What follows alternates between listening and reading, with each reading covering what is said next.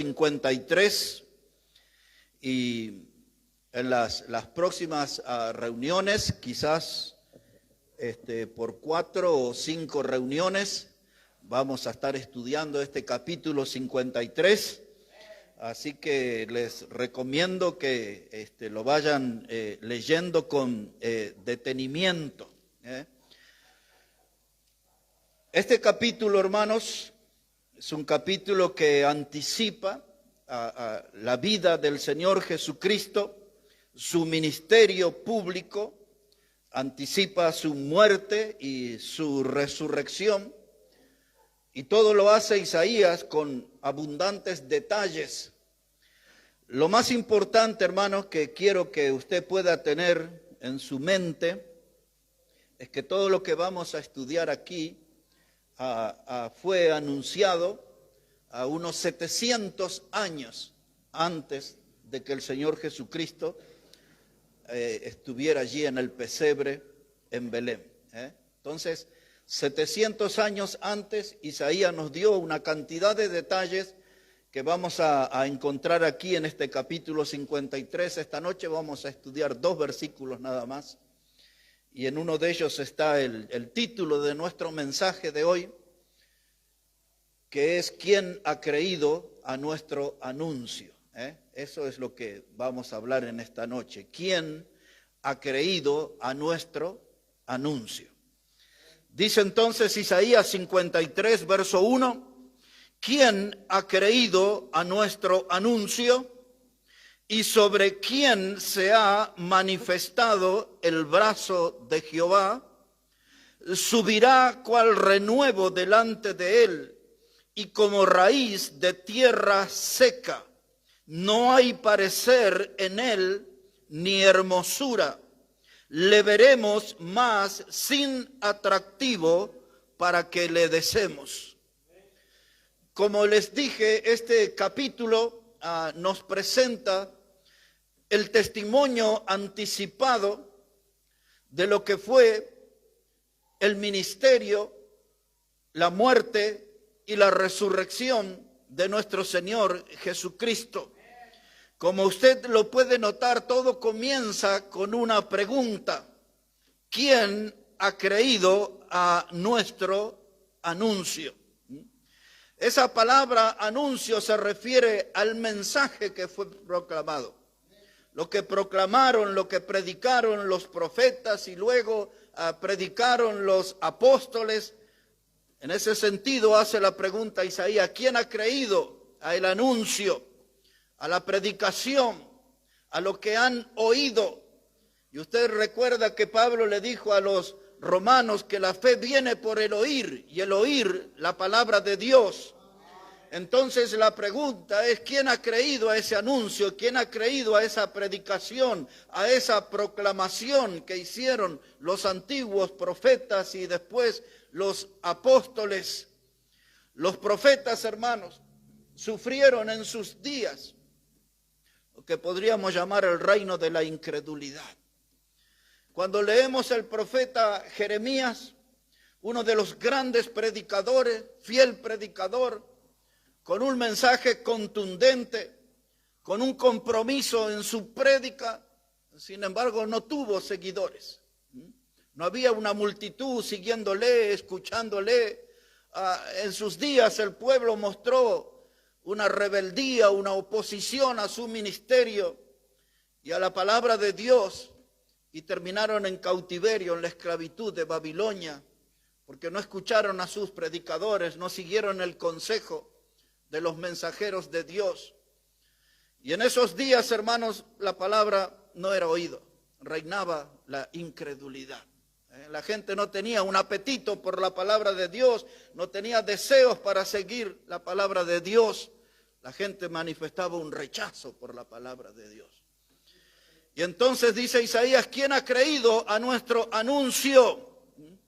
Y con la experiencia que Isaías estaba teniendo en su tiempo, que la gente no seguía el mensaje de Dios, él de un modo profético, también él pisa el terreno de los días en que iba a aparecer el Señor Jesucristo y los apóstoles, y entonces su ánimo estaba golpeado porque al mirar hacia el futuro veía que tampoco la gente iba a creer el anuncio de los predicadores.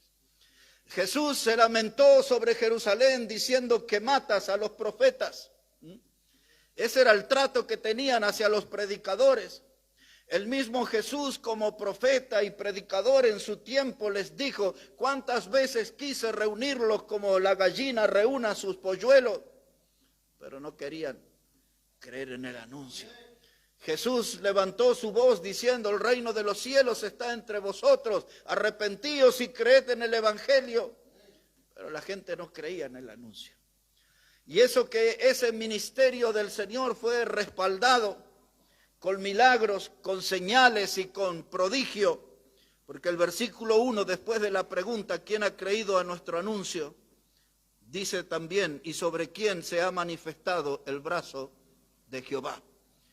Esa palabra brazo está hablando del poder de Dios, La palabra brazo está hablando del poder de Dios en la salvación del hombre. Hermanos, esa palabra brazo es lo que produce el milagro de la salvación. Dice: sobre quién se manifestó el brazo del Señor, el poder de Dios. Es lo que Pablo dijo exactamente a los romanos: yo no me avergüenzo del evangelio porque es el poder de Dios para salvación. Esa es la palabra brazo aquí en ese texto. La gracia de Dios, hermanos, se manifestó en forma de un favor inmerecido para pecadores indignos.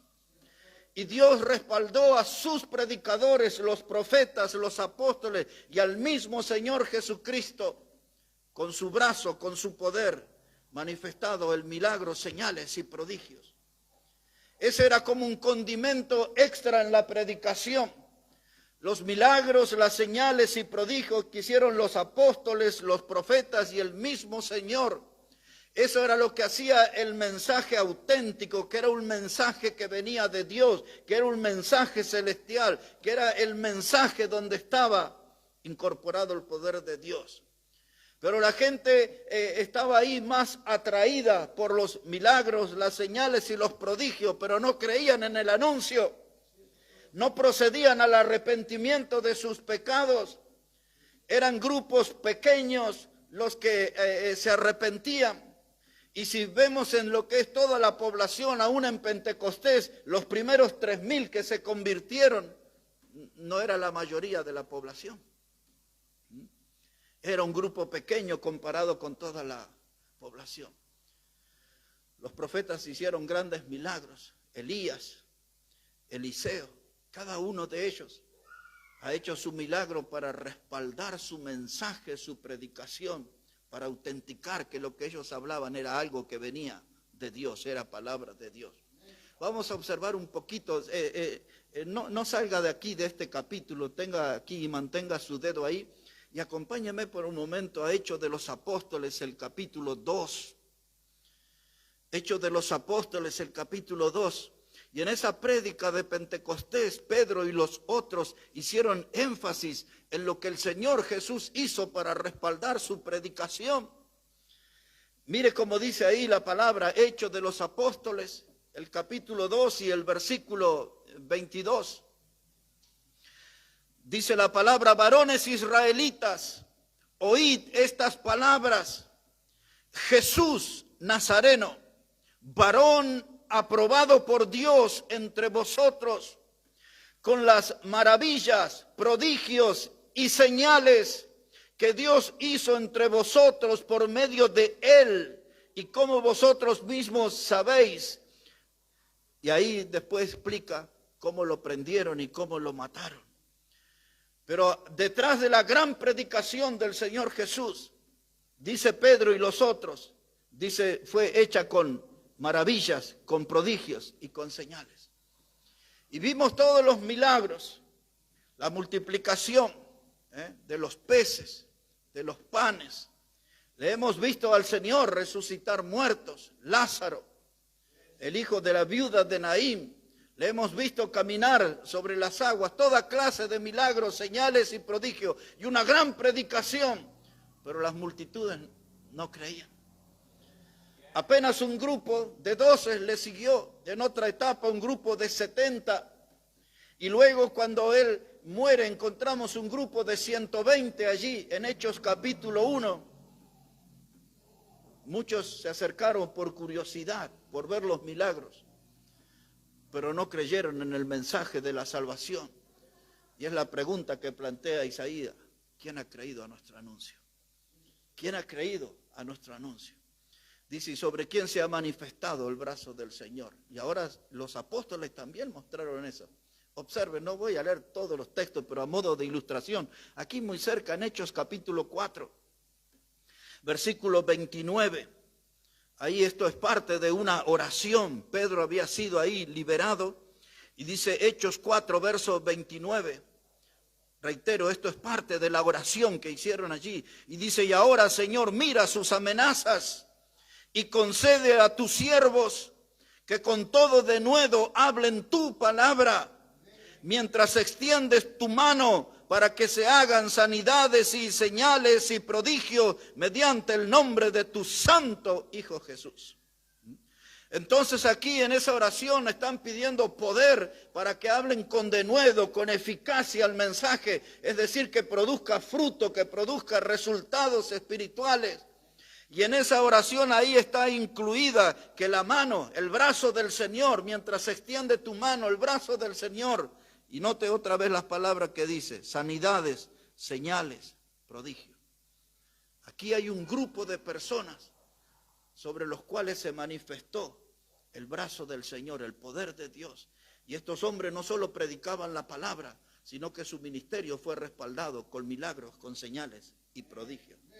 Un poquito más aquí, ya que estamos cerca, capítulo 5, verso 12. Hechos 5, verso 12. Dice, y por la mano de los apóstoles se hacían muchas señales y prodigios en el pueblo, y estaban todos unánimes en el pórtico de Salomón. Ahí tiene otros pasajes que habla milagros, señales, prodigios para respaldar la predicación que ellos hacían.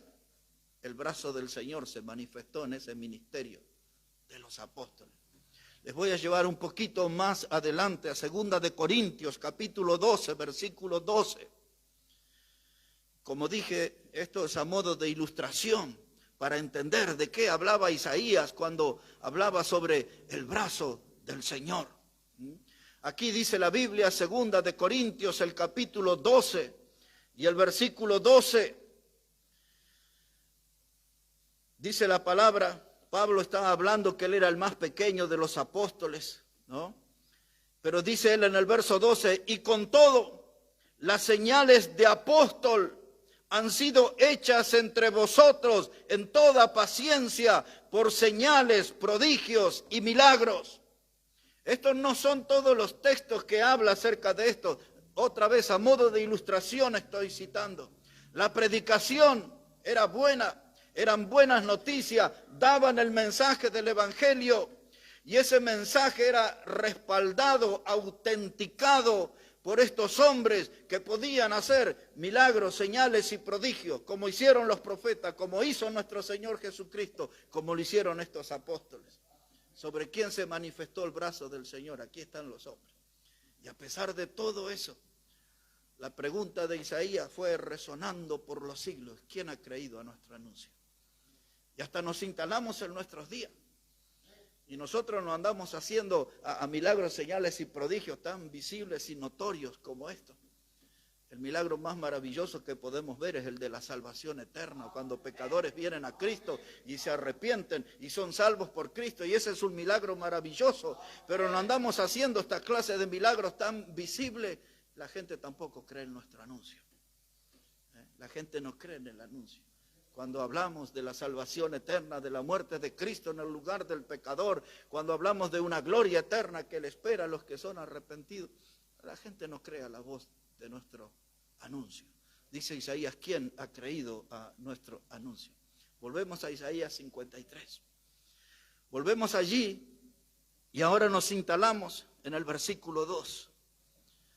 Dice el versículo 2, hablando de Jesús, dice, subirá cual renuevo delante de él, y como raíz de tierra seca, no hay parecer en él ni hermosura, le veremos más sin atractivo para que le deseemos. Y aquí necesito que pueda comprender algo. Dice que cuando el Señor iba a aparecer en la escena, iba a subir como el renuevo de una tierra seca. Hay otros que usan la palabra retoño, y hay alguna versión que habla de la palabra raíz, renuevo, retoño, raíz. Y esto es porque el Señor Jesús, Él venía de la raíz de David, y por los días en que Él apareció en el escenario del mundo, la familia de David ya estaba casi olvidada. Era una familia olvidada, pero José, quien había desposado a María, él era de la familia de David. José, el carpintero, él era de la familia de David. Y entonces cuando el Señor apareció ahí, dice, fue como un renuevo de una tierra seca, como si fuera un yuyo en el desierto. ¿Quién pone atención a un yuyo del desierto? Era algo que estaba como desvalorizado, como que estaba como olvidado. Y hermanos, el Señor Jesús habitaba en un hogar muy humilde, en el lugar de un hombre que tenía como oficio el ser un carpintero. El Señor Jesucristo no tenía una vida de palacios ni tenía vestimenta palaciega. Era una persona común.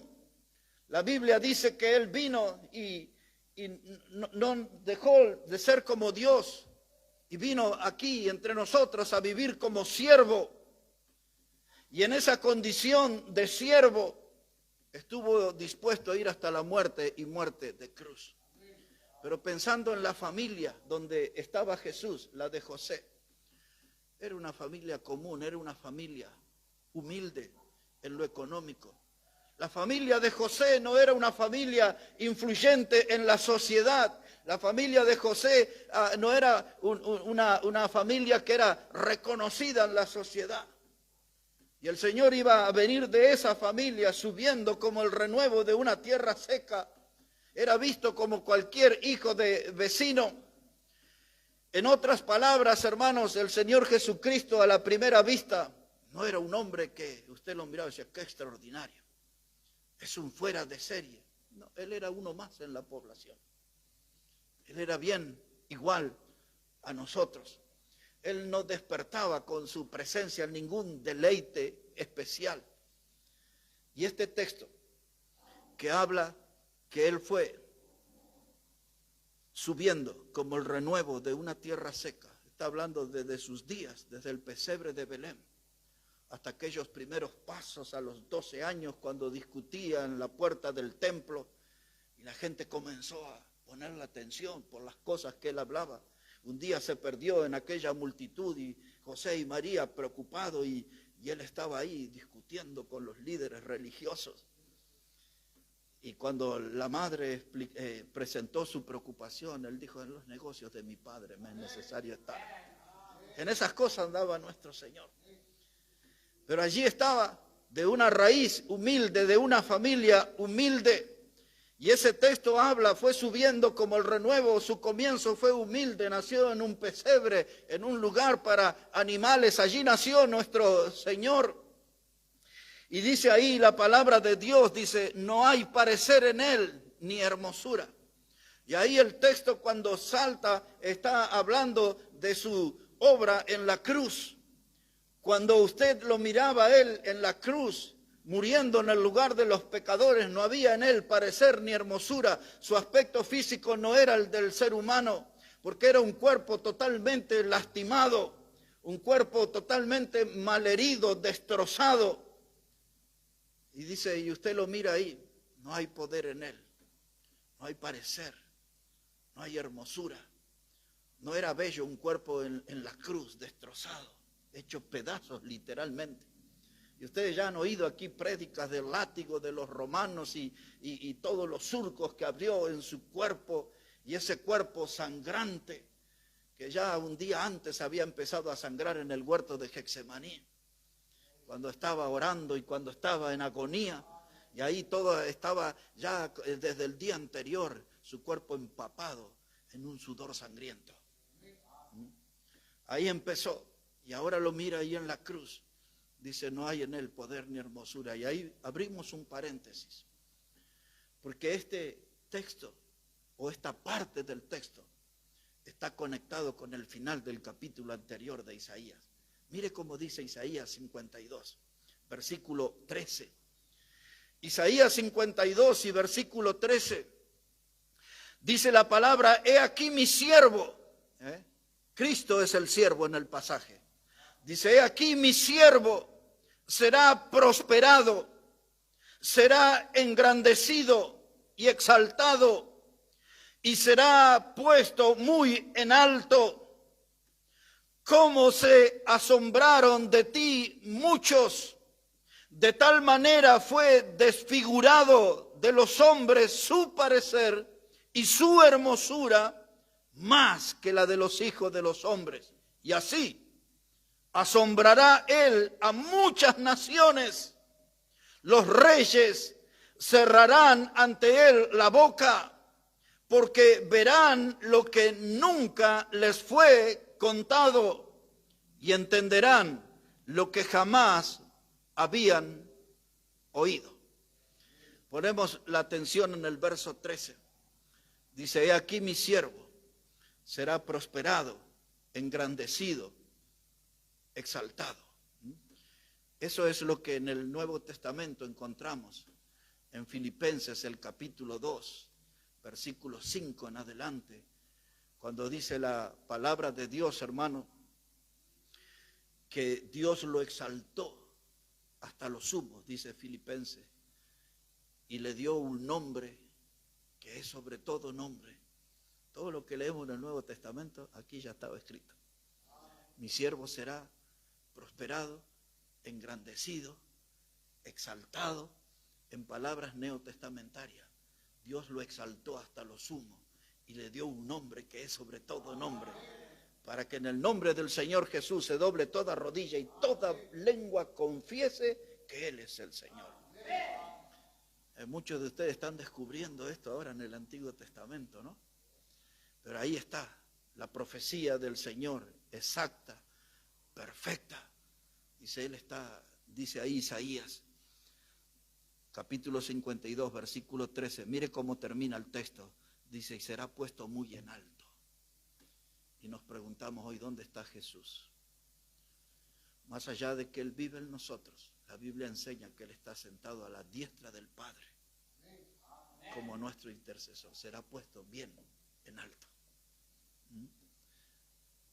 Dice, si alguno de vosotros ha cometido pecado, abogado tenemos para con el Padre, a Jesucristo el justo. Allá está, bien en alto, intercediendo por nosotros. Él es nuestro abogado. Y aquí Isaías estaba explicando todo el plan y todo lo que él dijo 700 años después. Todo se cumplió paso a paso, tal como lo dijo este predicador Isaías. Y ahora pongo un poquito de atención en el verso 14. Quizás alguna palabra no la explique hoy, pero la voy a explicar en los mensajes siguientes. Versículo 14 dice, ¿cómo se asombraron de ti muchos? De tal manera fue desfigurado de los hombres su parecer y su hermosura, más que la de los hijos de los hombres. ¿Cómo se asombraron, dice, de ti muchos? El incrédulo se asombra, pero nosotros nos quedamos maravillados por la entrega de Jesús en ese sacrificio en la cruz por nosotros. El incrédulo mira con asombro, nosotros impactados por esa entrega, ocupando nuestro lugar. Y como hemos dicho recién, ese sudor sangriento que comenzó en Getsemaní, en esa oración de agonía, y luego fue tomado preso allí, encabezado esa turba por Judas el Iscariote, y fue paseado delante de los sacerdotes, Anás, Caifás, y estuvo allí delante de Pilato, quien mandó a azotarle. Cuando usted lee, hermano, el Evangelio de Lucas, dice el capítulo 22 y el versículo 63 y 64, que los soldados le golpeaban en el rostro al Señor. Vamos a mirarlo porque si no queda como ahí en el aire. no salga de Isaías, pero vamos rapidito allí a Lucas, el capítulo 22, versos 63 y 64, para que entendamos mejor a Isaías cuando habla de ese rostro desfigurado. Lucas capítulo 22 y versículo 63, dice la palabra de Dios, Lucas 22, 63, y los hombres que custodiaban a Jesús se burlaban de él. ¿Y qué más hacían? Y le golpeaban. Y vendándole los ojos, le golpeaban en el rostro. Y le preguntaban diciendo, profetiza, ¿quién es el que te golpeó? Ahora imagine esa escena. Le vendaron los ojos. Los hombres que les custodiaban, ¿cuántos eran? 6, 10, 12, 20... un grupo, no sabemos, pero cada uno de ellos le golpeaba y ese rostro comenzaba a deformarse. Ese rostro empezaba a quedar ahí, tomando otro color, y desfiguraron su rostro. Es lo que decía Isaías. Y aquí lo vemos delante de nuestros ojos. Un grupo de hombres que le custodiaban, le golpeaban. Se burlaban, le vendaron los ojos, volvieron a golpearlo. ¿Cuántas veces lo hicieron? ¿Cuánto tiempo lo hicieron? Está hablando del rostro nada más. Un detalle más, Evangelio de Marcos, capítulo 15. Ustedes tienen tiempo hoy, ¿no? ¿Sí, no? Hoy iba a dar ahí de memoria, pero vamos a leer porque esto, mire cómo dice Evangelio de Marcos, capítulo 15, versículo 15. Mire cómo dice la palabra del Señor. Evangelio de Marcos, el capítulo 15, versículo 15. Dice la palabra, y Pilato, queriendo satisfacer al pueblo, le soltó a Barrabás y entregó a Jesús, después de azotarle para que fuese crucificado. Ahora, Pilato entregó a Jesús. Pero dice la Biblia, después de azotarle, ¿qué era el azote? Ya lo hemos visto en nuestros textos, 40 golpes menos uno. Un castigo tremendo. Esa era la función de los líctores, de usar el látigo. Y después de ese castigo tremendo, ya había sido golpeado. Le sometieron a ese castigo. Y después venía la crucifixión. Pero en el medio había unas cosas más. Habla Mateo que capítulo 26, habla cómo le escupieron y habla cómo le pusieron una corona de espinas que también hizo que saliera más sangre, y otro vino y golpeaba con una caña en la cabeza sobre la corona y allí le escupieron. Isaías habló de eso también. Isaías, el capítulo 50, volvemos atrás de nuevo a Isaías. Y mire cómo dice ahí ahora Isaías, capítulo 50, versículo 6. Yo sé que muchos de ustedes están descubriendo esto en esta noche. Isaías 50, versículo 6, dice la palabra, está hablando del Señor, de la profecía. Él lo presenta aquí como el Santo de Jehová. Y dice el verso 6, di mi cuerpo a los heridores y mis mejillas a los que me mesaban la barba. No escondí mi rostro de injurias y de esputos. Esa palabra esputos es escupitajos. No escondí mi rostro. Y ahora aquí nos enteramos de la barba. Mesaban su barba, quiere decir que le arrancaban. Literalmente. Pero dice nuestro Señor, yo no escondí mi rostro, porque yo me iba a entregar por el pecador y me iba a entregar enteramente. Iba a llevar sobre el cuerpo todo el sufrimiento. Era el precio que le iba a pagar por nuestra salvación. Isaías da muchos detalles, tenemos otros capítulos que habla del siervo de Jehová, del siervo sufriente. No lo vamos a leer hoy, pero habla ahí Isaías, capítulo 40 y en adelante, habla del siervo sufriente. Es presentado nuestro Señor como el siervo sufriente de Jehová. Pero volviendo al capítulo 52 de Isaías ahora, Dice la palabra de Dios allí, verso 15, y él asombrará a muchas naciones. Los reyes cerrarán ante él la boca. Y la razón es muy simple, porque él será reconocido como el Rey de Reyes y el Señor de Señores. Y los reyes cerrarán su boca y verán lo que nunca les fue contado y entenderán lo que jamás habían oído. Y otra vez ponemos la mirada en el Señor y en la frase del capítulo 53 y versículo 2, que termina diciendo, le veremos más inatractivo para que le deseemos. Su cuerpo no era atractivo, su rostro estaba desfigurado, su cuerpo estaba sangrando enteramente. Lacerado es la palabra que se usa para referirse a los surcos que abrió en la carne el látigo de los soldados romanos. Estaba tan mal herido que no pudo cargar la cruz y tuvieron que llevarle ahí a alguien en el camino, cargarle esa cruz. Y entonces cuando vemos esto, nos hacemos una pregunta en esta noche. ¿Por qué todo esto? ¿Por qué todo esto? ¿Por qué tuvo que sufrir todo esto nuestro Señor?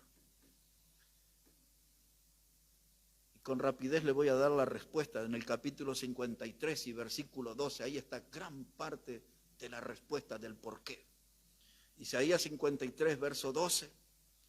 Dice, por tanto, yo le daré parte con los grandes y con los fuertes repartirá despojo, por cuanto derramó su vida hasta la muerte y fue contado con los pecadores, habiendo él llevado el pecado de muchos y orado por los transgresores. Da la última palabra. Es aquella de la cruz. Padre, perdónalo porque no saben lo que hacen. Wow. Muchos de ustedes ya se están asombrando con Isaías esta noche, ¿no? Yo ya hace muchos años que he leído y recorrido todo esto, y esto me hace ver un Cristo maravilloso. Un amor sin igual. Dice él ahí en este versículo 12 que leí recién. Dice, por cuanto derramó su vida hasta la muerte, fue contado por los pecadores. El Hijo de Dios, dice el Nuevo Testamento, el que no conoció pecado, por nosotros se hizo pecado. Se hizo igual a nosotros, cargó, dice Pedro, en su cuerpo sobre el madero todo nuestro pecado, todo. La Biblia ya contaba 700 años antes el paso a paso y la entrega total de nuestro Señor para que seamos salvos. Y dice este versículo 12 que leí último, y habiendo Él llevado el pecado de muchos, ahí estaba su pecado, mi pecado sobre su cuerpo. Y ahora ese es el mensaje que predicamos. Y no debemos frustrarnos si las grandes multitudes no vienen al camino del Señor. Porque ayer y hoy las grandes multitudes eligen el camino ancho de la perdición. Entonces no tenemos que desalentarnos, solo tenemos que predicar con fidelidad. Son pocos los que encuentran el camino angosto y la puerta estrecha que lleva a la salvación. Las grandes multitudes todavía siguen equivocándose, siguen eligiendo mal, siguen eligiendo el camino ancho, que la última estación se llama infierno, de ese camino. Y ahí están transitando, pero dice la Biblia, Él llevó el pecado de muchos. Y dice Isaías, ¿quién ha creído a nuestro anuncio? Y tenemos que nosotros, de algún modo, plantearle a la gente esa pregunta. Mire a Cristo muriendo en la cruz. No hay en él poder, su nombre debilitado, sin fuerzas. No hay hermosura, un cuerpo desfigurado completamente. Pero alguien que le mira bien y se reconoce como un pecador y puede ver en él el Salvador, puede saltar a la otra frase y decir, le veremos sin atractivo para que le deseemos. Ese es el Cristo que yo le deseo confiar mi vida. Ese es el Cristo que yo deseo que salve mi vida.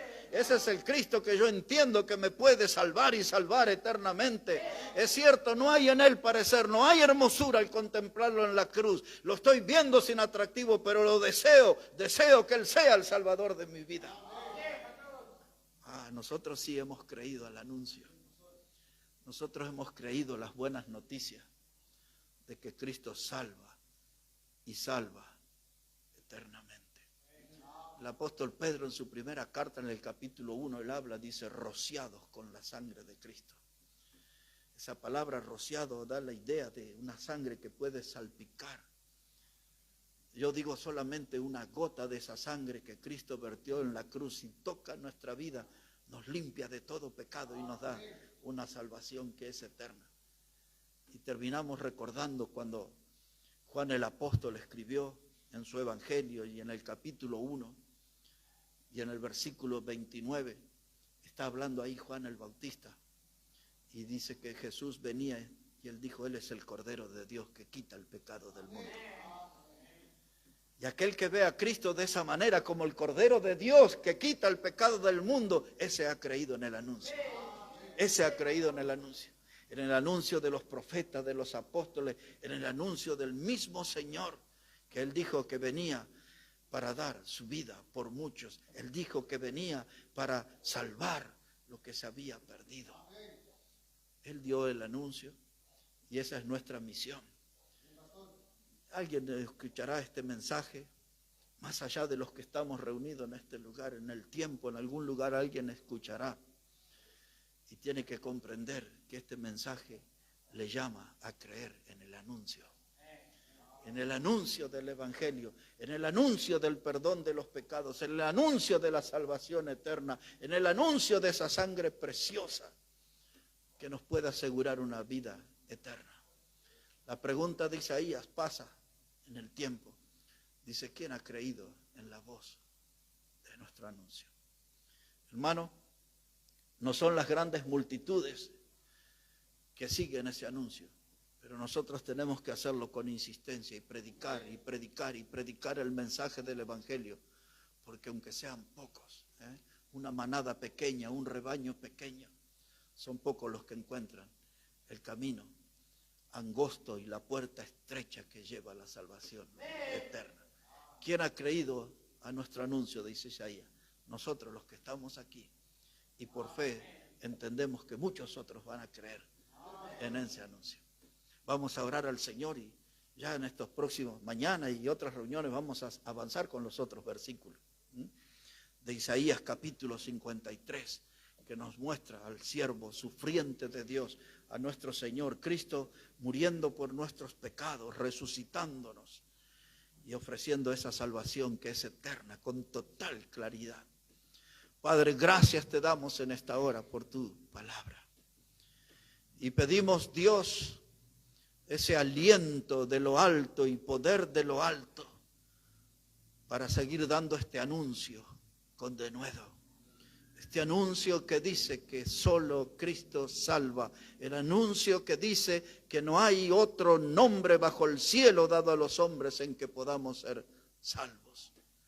Gracias, Dios, porque un día tocaste nuestro corazón, quebrantaste nuestra vida y nos hiciste comprender nuestra condición de pecadores y de la enorme necesidad que teníamos de un Salvador como Cristo. Gracias por ese cielo eterno, esa herencia eterna. Y bendice tu palabra, Padre, y bendice nuestras vidas. Y a los que van a oír este mensaje todavía y que necesitan creer en el anuncio de que solo Cristo salva y salva eternamente. En el precioso nombre de nuestro Señor Jesucristo oramos. Amén y amén. Que Dios, hermanos, bendiga su palabra. Y quiero animarles a ustedes a que puedan leer y releer este capítulo 53, porque seguro vamos a estar profundizando en el estudio y aprendiendo mucho más sobre nuestro Señor. Hermano Omar va